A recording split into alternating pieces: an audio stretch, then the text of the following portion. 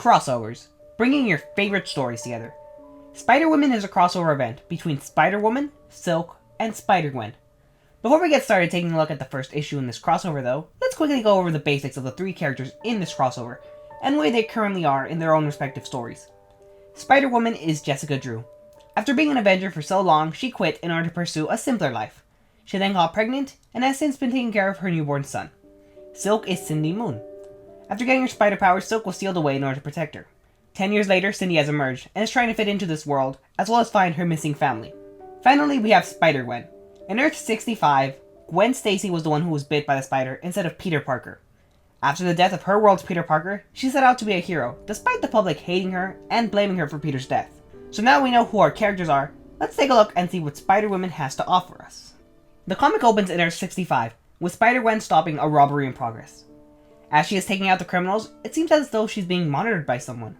After she finishes taking care of the robbers, she heads off, as she is late for a meeting with Jessica in Earth 616. Gwen changes out of her costume and activates her dimensional travel watch. The person watching her responds to his boss that Gwen has seemingly vanished, and his boss tells him to wait until she returns.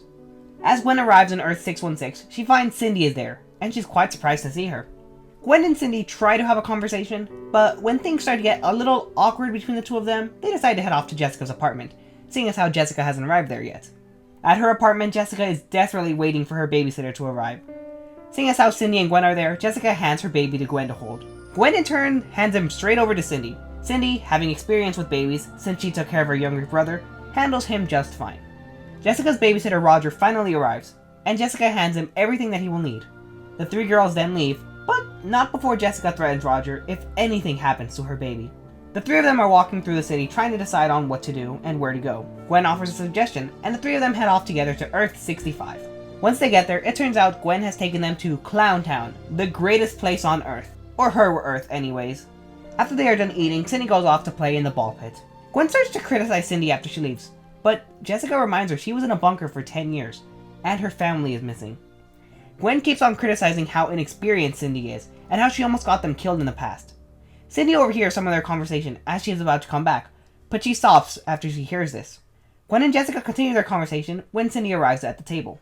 She asks Gwen if there's a version of her and her family on Earth 65, but Gwen quickly tells her don't even think about it.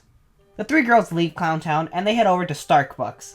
As they are waiting in line to get their coffee, they appear to be monitored again. The three girls are having their own conversation when suddenly they hear a lot of commotion outside.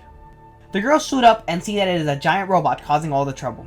The three girls meet on a rooftop, and as they are starting to come up with a plan, Silk jumps into action immediately. Spider-Gwen and Spider-Woman jump after her and they attack the robot together. Spider-Woman reveals that the robot can adapt to their powers, so they have to try something different. The three of them start to combine their powers and start to overpower the robot. The person that was spying on Gwen earlier tells his boss the girls were distracted long enough, and he's finished what he has to do. The three girls keep attacking, and they're working very well together, so the robot won't be able to adapt to a single one of them.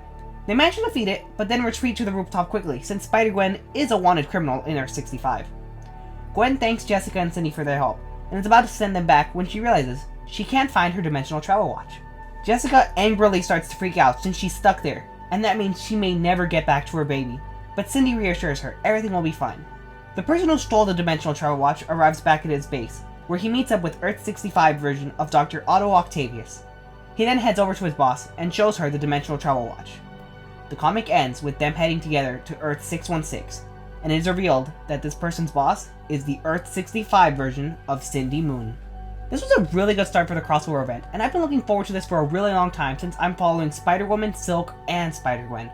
It did a good enough job getting you to know the three girls as well as their relationship with one another, so you can enjoy this even if you aren't following all three stories. Another thing it does very well is sharing the focus between the three girls. They each have a purpose and a problem, which creates a very nice balance between them.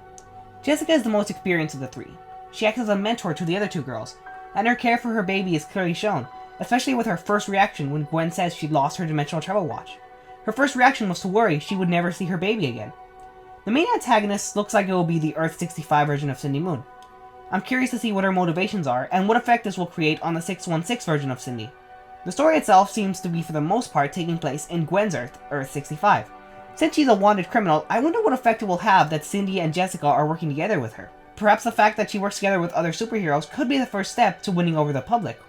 Gwen and Cindy also have a small history together due to the Spider-Verse event, And even if you didn't read that story, this one does a good enough job showing the conflict they have with each other. Gwen finds Cindy to be inexperienced, reckless, and a liability. I wonder if by the end the two of them will become really good friends. I would really enjoy that since all three Spider-Women work very well together, especially as shown in the fight against the adapting robot. The story itself doesn't have that many problems, but I do have to say that the art holds it back a lot. I usually don't judge a comic by its art style, since most of the time it's stylistic and preference, but here the art is really bothersome for me. There are some times when the girls especially have weird looks on their face because of the way this is drawn. The rest of the Spider-Woman story probably won't be drawn like this, but if it is, then that's really a disappointment. Overall, Spider-Woman #1 is great. It brings together three amazing characters and manages to not only advance each of their own personal stories, but create a new story for them as a whole. The characters all work well together. They have several memorable moments together, and they're just enjoyable to read together. The art might be a little different than what is usually shown for Silk, Spider-Gwen, and Spider-Woman, but it's a minor thing and it doesn't hold back the story as a whole. I highly recommend this to anyone who is a fan of Silk, Spider-Gwen, or Spider-Woman. So, if you've read Spider-Woman #1, let me know what you thought of it. Are you looking forward to this crossover event? Lastly, let me know who is your favorite of the three girls, Jessica Drew, Cindy Moon, or Gwen Stacy of Earth 65. Either way, I hope you all enjoyed, and I'll see you all next time.